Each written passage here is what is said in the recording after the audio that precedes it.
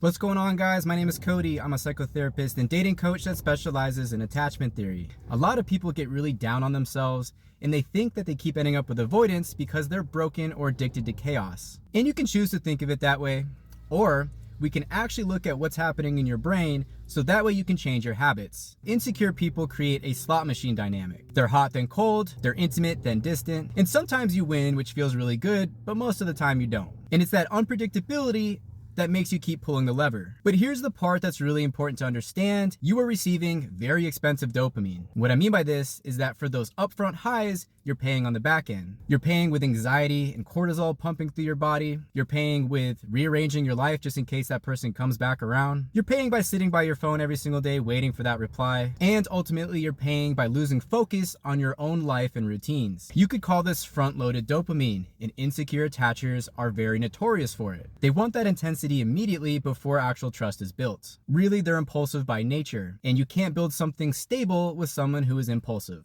Their impulsivity isn't random. It happens when they're trying to regulate their nervous system. Let me ask you this. Let's say that you hit 3 different casinos in a year, and every time you do the slot machine, you win 5 grand. Big payout. So at the end of that, that's 15 grand in total. Or what if someone was going to pay you $60,000 in a stable salary, and you get 5 grand every single month, predictably? Which would you prefer? 15 grand for that year in exciting doses, or 60 grand for the entire year, but it's more measured?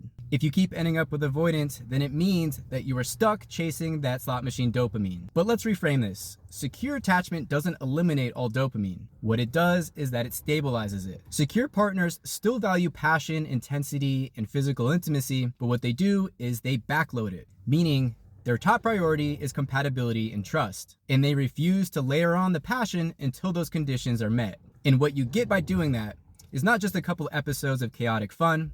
Instead, you get sustainable passion for the long haul. If you're experiencing connection only when your nervous system is on edge, that's not true compatibility, that's just simple conditioning.